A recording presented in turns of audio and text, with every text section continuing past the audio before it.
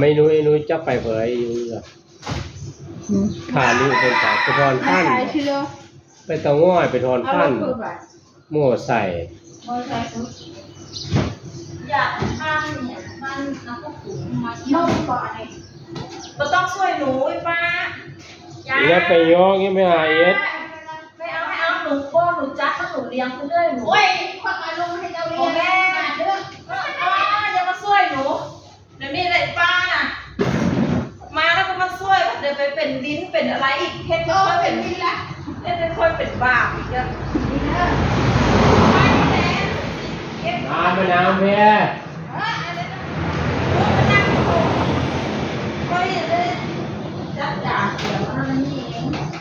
พ่อชักกระยาลงในปลาซอยเลยไปอะไรเลยหาว่าอะไรเรื่องนี่คิดว่าจะเป็นที่ไหนไปอย่ามาให้ค่อยอันนั้นนี่ค่อยให้คนเดียวสบายใจกว่าเนี่ยมานางไลฟ์สดหรือมานางท่ายเนี่ยผัวทำงานไม่ได้เมียทำเองตลอดเลยไม่เป็นไรหรอกเดี๋ยวจะทัวร์ลงบ่าวทุกทีหนูก็ทำเองแบบนี้ทุกครั้งโอ้โล่งไปเลยนี่มานั่งคุยเดียวที่เพชรที่ข้าวก็หนูเฮ็ดเองก็ถ้าหนูยากอะไรงั้นนะค่ะไปลองบนเฮ็ดเอายาก็ทิ้งเอามาพอเฮ็ดหนูขอแล้วเอามา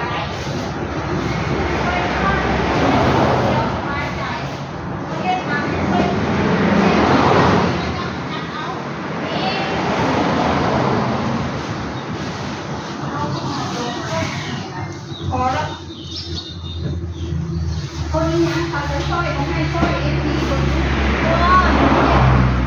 เป็นเสียงต้องให้ช่วยอะไรนี่นะอันอย่างอื่นที่เขาอยากให้ช่วยมันเยอะแยะ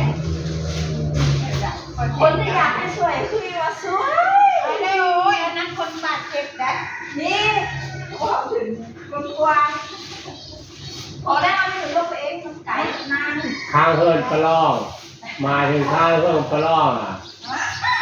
มาถึงข้างเฮิร์นอีปาเนี่ย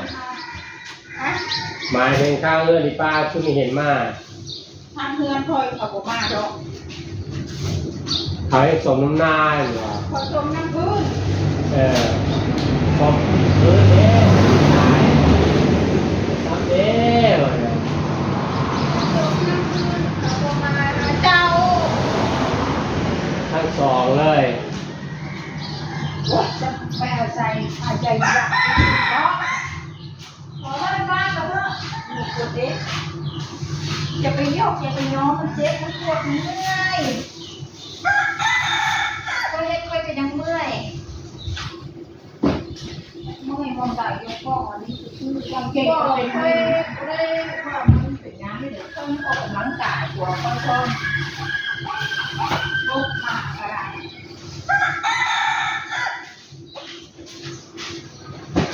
แล้วไปเรียนเอาแรงดีใหญ่จะยกลงให้เลยพอแล้วมานั่งคุยไปนั่งไล่อ่านคอมเมนต์ปุ๊บ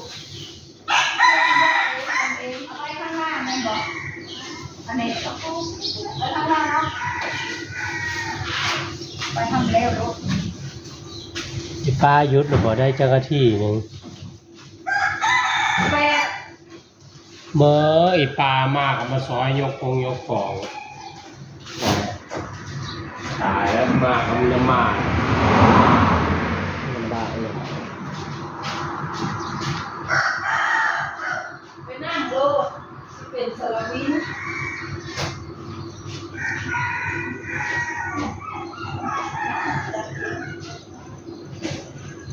ไม่ได้มีแรงมาแ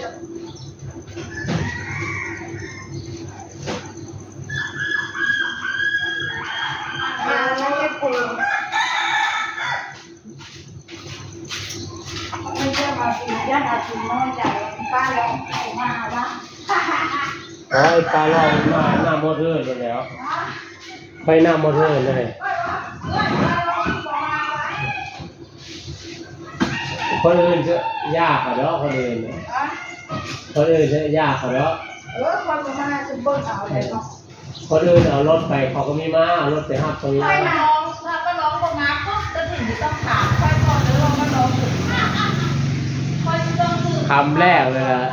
ค ถ้าปลาลอกมีมาแสดงว่าปลาลอกต้องมีสบายหรือป่วยหรือคนเลอะสักอย่างไปมาไม่ได้มาเนี่ย มือเศร้าเพื่อนคิดในใจว่าก็ลองไปหาหลานก็คือไม่เห็นหมาค่อยหมดสบายคนจะมาไป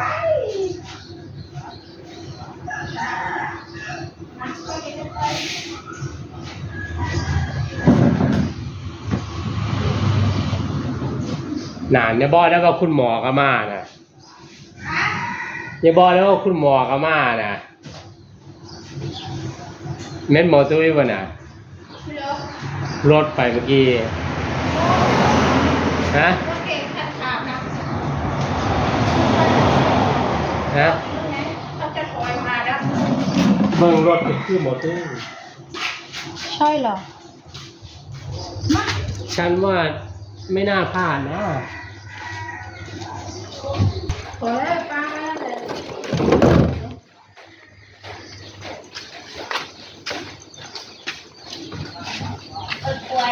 เออแม่สวัสดีค่ะคุณหมอสวัสดีค่ะนี่หมอตุ้ยมาเยี่ยมคนป่วยแล้วได้ โอ้ นี่หมอตุ้ยคนสวย ประจำบ้านโกกอก มาเยอะขวัญเอ้ยโอ้ย คุยน้ำกันดีๆทักกันดี เออมากินข้าวอยู่ดิหันหลังไปเราเอาว่ะ เชิญนั่งค่อยก็มาเยี่ยมเพื่อนนี่แหละ ข้าวเดียวอีดี เออ นารามันพังอีหลี มันพวกมันกินหลา เพ ย ราะว่าตอนที่ยังบ่ลือนะบ่ได้ว่ามันเป็นหยังเด้ ครับ พอ มันหลายปีแล้วเนาะ พอลือแล้วรถมีตะกรวก โอ้ยมันแห้งหอมละไหม เพราะว่าตอนนั้นมื้อวันเสาร์บอก อืม วันศุกร์ที่ว่าชาวบ้านมาซอยกันหลาย จ้ะ ๆขึ้นเนาะ เออ ตอนที่ผมขึ้นไปลื้อหลังคาทั้งเทิงอ่ะ อืม ที่ตัวสูงๆน่ะ อืม ช่วงในเนี่ยโอเคไม้ดีอยู่ก็แล้วพอลงมาอันตัวพักล้างเนี่ยไม้มันพูหมดบ่นี่ตะขายแล้วก็บ่กล้าขึ้นเลยก็มีตอนเช้ามามื้อนั้นน่ะมีแต่ผมก็พ่อแม่พ่อแม่สองคนเกิดพอไม้มันพูหมดเลยคล้ายๆว่าไอ้ที่เจ้าก็บ่เลื่อนตัวทั้งเทิงพี่ก่อน อืม โยมไปบ่ได้ได้ขายเลยมันพูหมาแล้ว มันผูกเบิดแล้ว ครับ อืม ทานก็ตอนเช้าก็เกือบลงรอบนึงแล้ว เขาบอกว่าทำท่าจะลงแต่เช้าหู อืม เนี่ยตอนเช้าดีจะกอดพวกเสาท่าน หวาด เพ เสี ราะ ยว ว่า เลย ตอนที่ว่าก่อนอาจารย์เป็นสารเข้าเนาะบอกคิดว่ามันสิโล่งได้ไม้กระหลายอยู่เนาะ อืม พอทอดไปแล้วไปแล้วบึ้มทั้งหลังแล้วโอ้เกือบลง หมอตุ้ยจะไปพุ่นบ่ ไปไหน อนามัยเจ้าพุ่น แม่มาแต่อนามัย แล้วเจ้าจะไปสายสะ มาเยี่ยมแล้วก็กลับอนามัยคือเก่า บ่ ตรงเลย เพราะว่าถ้าไม่ตั้งใจมันไม่ได้มา ไม่มีเวลาหมอเพิ่นงานยุ่ง ออกจากอนามัยก็ไปคลินิกเนาะ